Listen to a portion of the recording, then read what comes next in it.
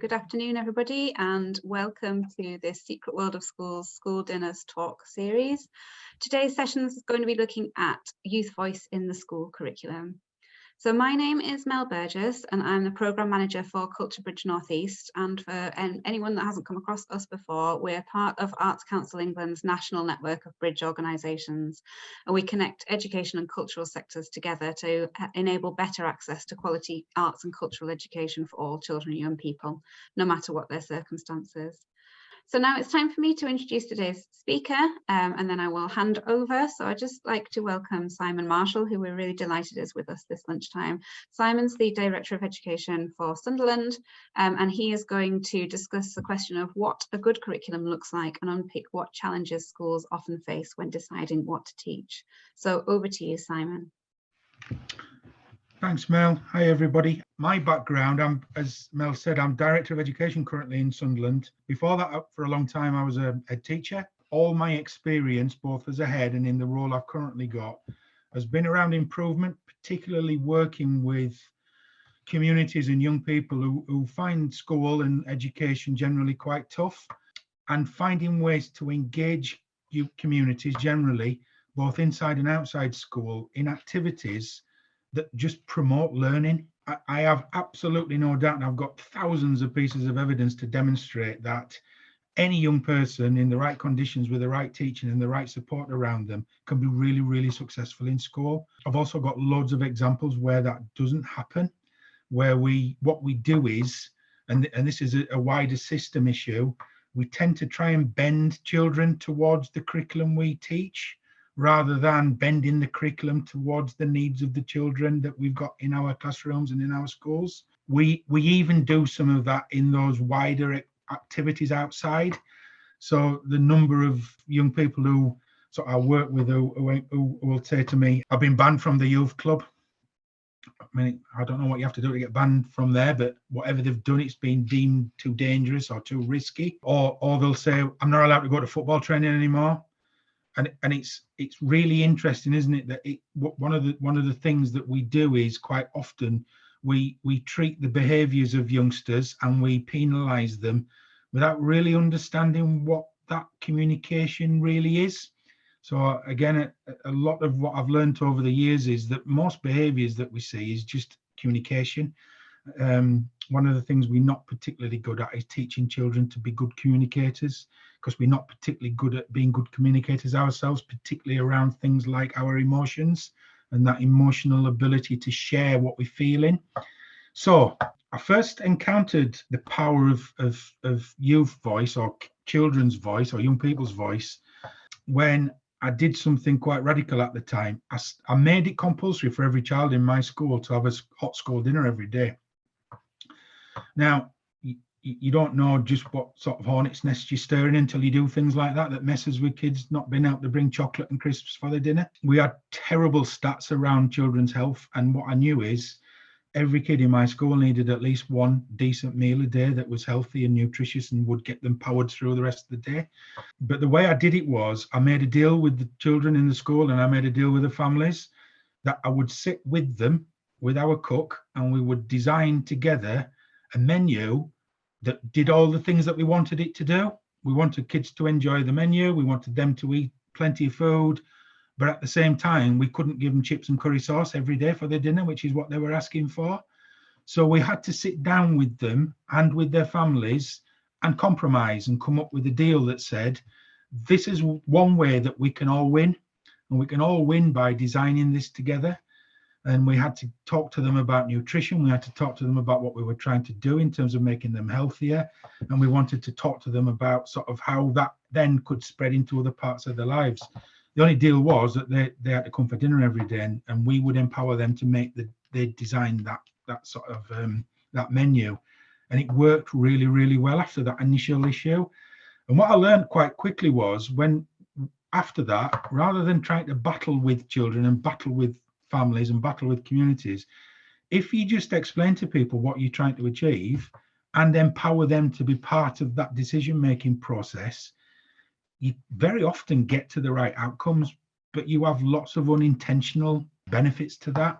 So what I learned quite quickly was if you improve that engagement and participation and co-produce the things that you want to achieve for young people, you make all sorts of connections that you would never have done before. I don't know about you, but when I feel most uncomfortable, and in my role, it's quite often when I deal with people like DFE or Ofsted or other people, it's when I'm told what to do, things are imposed on me, there's no discussion, there's no sort of consensus. It's around us doing to people. And when you start to think about that, lots of things that we do, whether it's delivering services, whether it's putting on programs, whether it's offering classes to children, and it's certainly when we're thinking about what a curriculum looks like, quite often it's the adults in the room that make decisions and then we do to children. So what I knew and what I've known for a long time is you have to do some of that because that's just the way it is. There are some non-negotiables that just have to be delivered. But actually, a lot of it can be done in a very different way. And even those non-negotiables, they're much easier to do if you engage with people and communicate with them and explain why you're doing things. When I got my current job, I was teaching in Sunderland. I was head teacher in Sunderland at the time. When I got this current job, children's services in Sunderland was in a bit of a mess. It was inadequate. It had failed in lots of different ways. Children weren't safe, children weren't engaging, there was all sorts of challenges. And our number one strategy when we took over and decided we were going to do things differently was we were going to fully engage with children and young people and families and start to do something that never really been done before, which was to ask them what they wanted and how they wanted things to be delivered and what they wanted it to look like.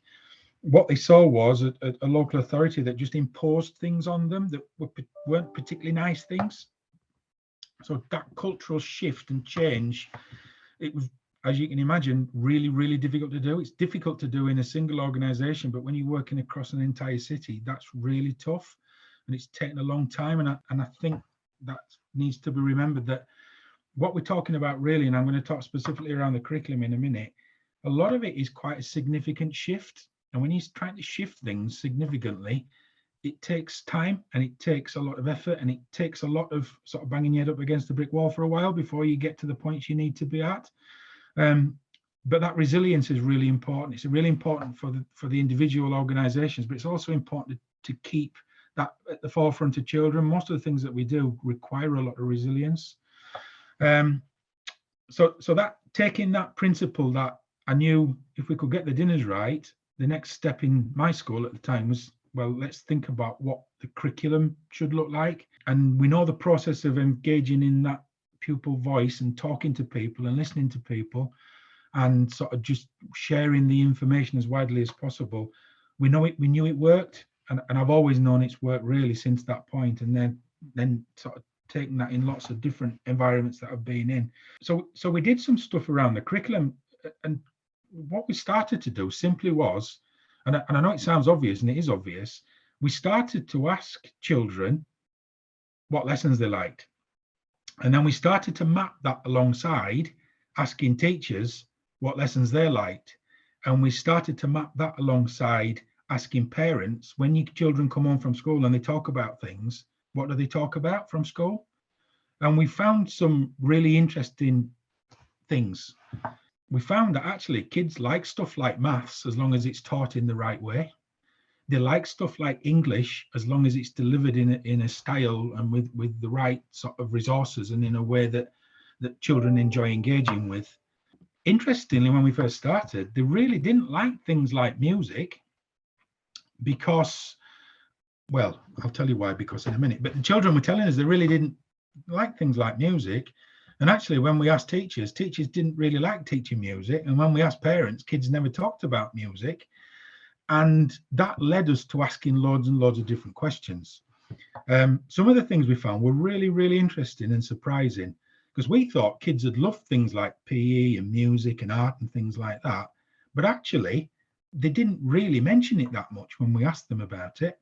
And when we started to unpick it, there was a real clear reason. We didn't have the skill set to be deliver it in a way that children enjoyed. So we were asking children to engage in lessons where the people teaching it didn't really have the skill set to be able to deliver it. And more importantly, they weren't then evaluating the success of it. So everybody knew, the kids knew, the staff knew, the parents knew that all that stuff wasn't working, and yet there were no systems in place to evaluate that and change it and make it better. What we then did was we realized that if we were going to really start shaping what we wanted the curriculum to look like, we had to be really clear as a school. And I take this across organizations. It's not just a school curriculum thing, it's other organizations delivering things. We wanted to be really clear about what it was we wanted the children to learn. And once we decided what we wanted the children to learn, we wanted to share that with them so that they were clear, so they knew themselves. Quite often we have files sitting on shelves with all sorts of things in them that the only people that see them are the head teacher and the teachers. We don't share it with children, we don't share it with parents. So we made a really clear, conscious decision that actually, once we'd had a look at everything and we started to look through the curriculum, we started to have conversations with people to say, this is what we need to learn. And then the next question was, but we want to engage within a conversation about how you want to learn and how you want to do that, which was really interesting because we had loads of different answers.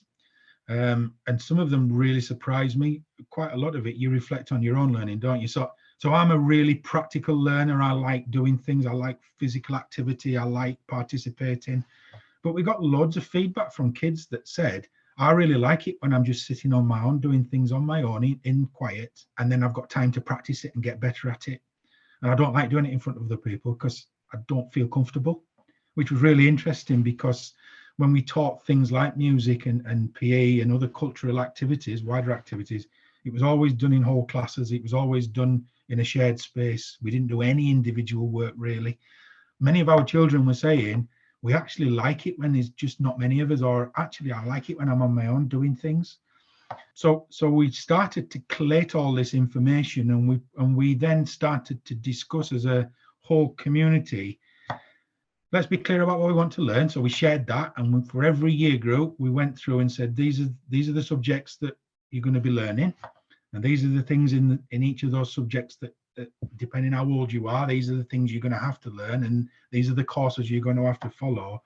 But actually, after that, we've got a bit of a negotiation around how we do some of this, and we want you to engage with us in that. And that was really powerful. We spent about a year teaching children the right language to be able to do that, though. When we first asked them, when we originally asked them, it was all right telling us about what they like to eat. But when we started to ask them around what things they like to learn, they found it really difficult because they just didn't have the language skills to be able to do it. They didn't have the emotional intelligence to share some of that feeling. The other thing is they didn't really trust us, or we'd given them no reason really previously to say that, well, if you tell us, we're going to change things, because they'd never experienced that before. So we had to do a load of work around it, around teaching people around the language that you needed to have to enter into these conversations. And we did it with every age. We did it from young children right up to the older children. Interestingly, the younger children found it a bit easier than the older children. The older children really found it tough. But we engaged in teaching people around that language of being able to share your emotions, what you feel, how you describe that, how you know that you're starting to enjoy things, how do you know, how can you express that sort of thing. None of it was easy, and we had some real battles. We had some real battles with teachers. Some of the teachers just didn't see the value in asking children what they like to do. Some of the teachers, and I'm sure you all probably, whichever role you've got, will have encountered people, they don't see the value in doing things like cultural activity.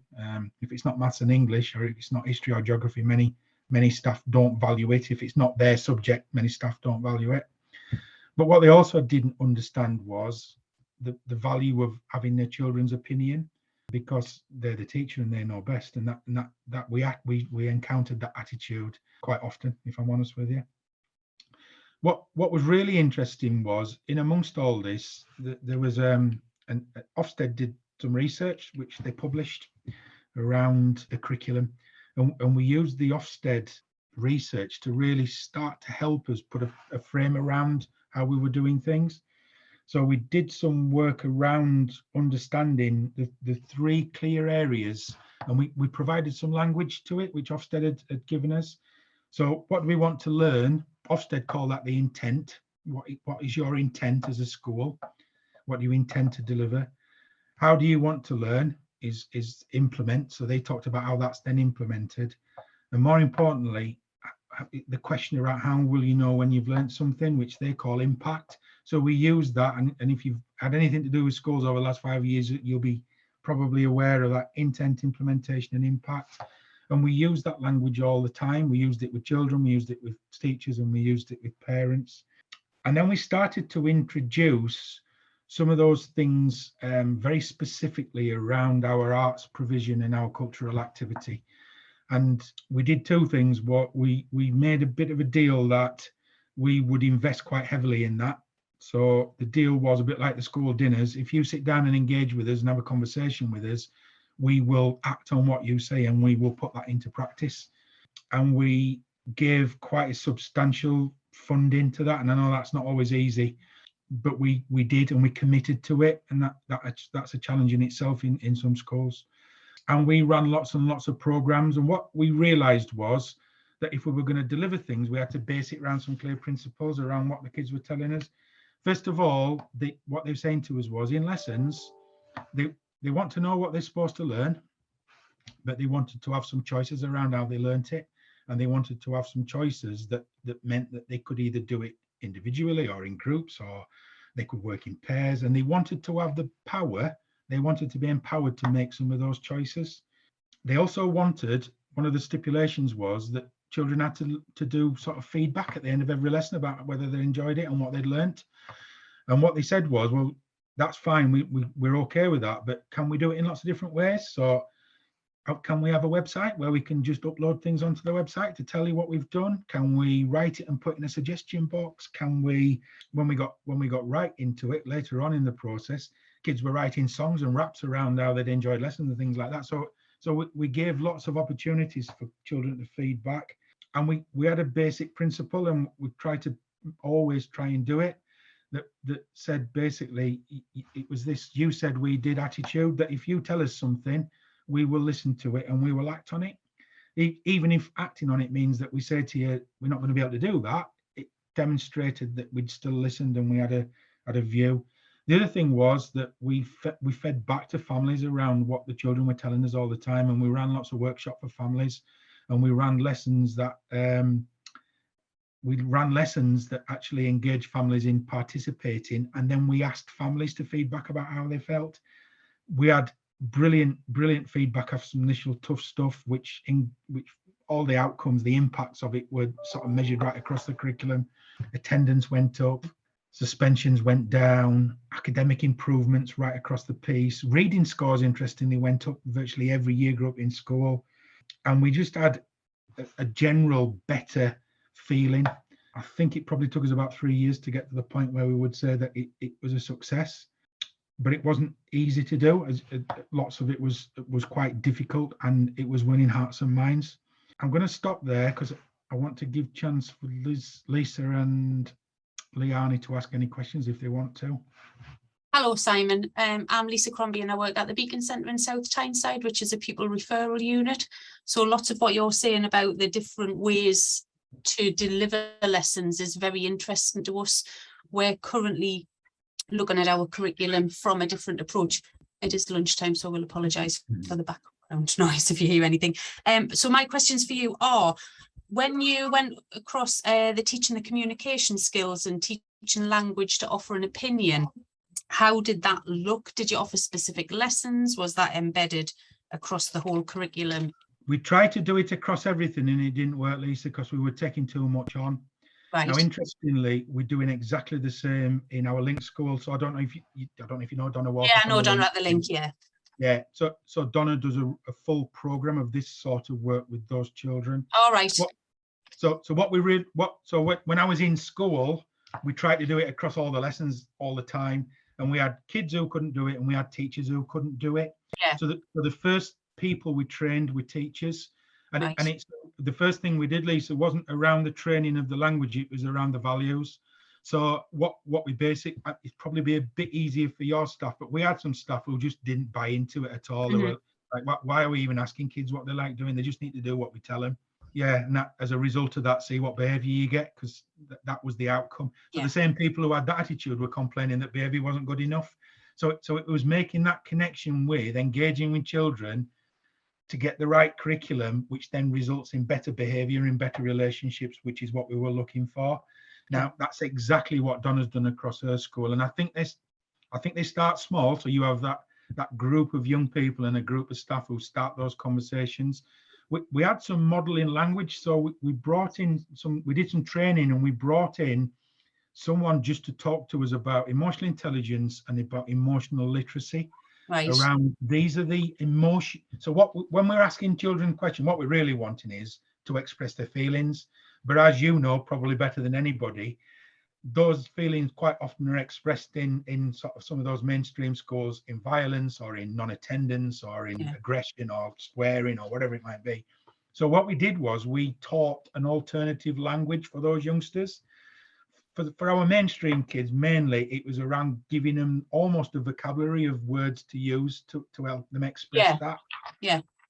And then for those children, particularly the more vulnerable children, we did some really intensive one-to-one stuff around mental well-being, stuff around role play.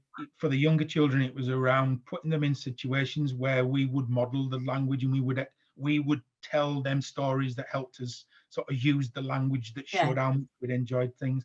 So it depends on the age and ability of the child, but the first thing to get is that values across with the staff, that actually, if you want behaviour and academic outcomes to be better, it's as a result of all these things. Relationships ultimately need to be better to get that.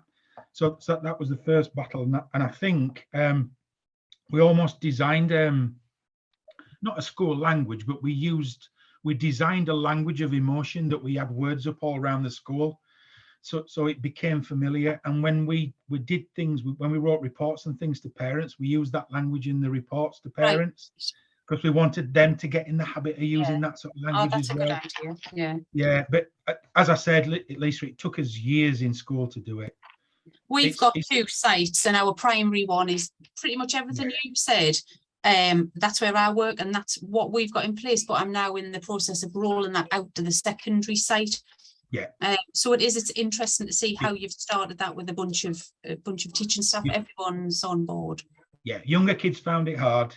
We actually started it running alongside staff and governors because we knew it would cause a bit of turbulence in the system, because actually, if you've never asked kids before, and you've never asked families before, and if you've never given teachers an opportunity to say what they think, that first session, everybody just wants to bombard with everything that's wrong and have a go at you. And it's like, right, well, I have to accept that the first couple of sessions are going to be quite difficult, but it's worth it to get where you want to be.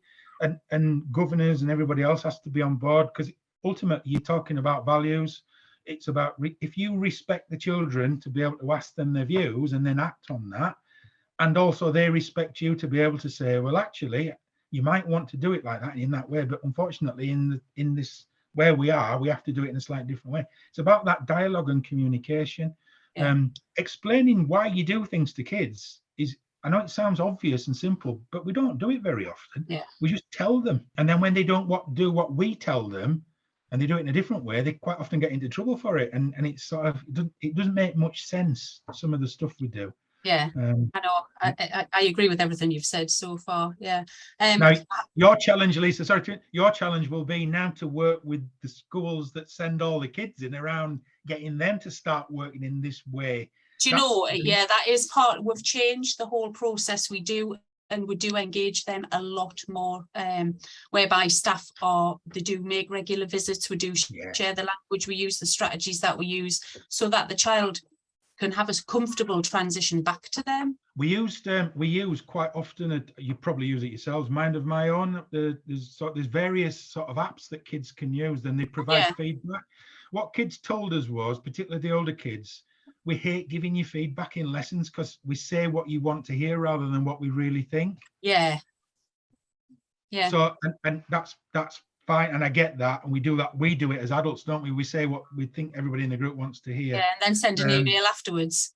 But more and various, so that there's loads of apps that provide kids with anonymous ways to provide feedback, and they've been really, really useful. So Momo's one of them, but there are various other ones that do it, and it fits for all ages, because kids, for the younger ones, I think they've got icons with smiley faces and things that they just click on. Yeah. So you can collect information quite quickly that way. Great. The one other question I had, you've touched on the CPD for your staff. When you were doing the whole emotive language, teaching communication skills, oracy, how did you measure and record that? It's not easy. We did some attitudinal stuff. So the way that we did it was around doing some work around children's attitudes. So it's really, you can do some specific language acquisition stuff, and there's loads of sort of online stuff you can do around that. We were more interested in, but how does all that, those skills that we build up, how does that impact on a child's attitude to learning?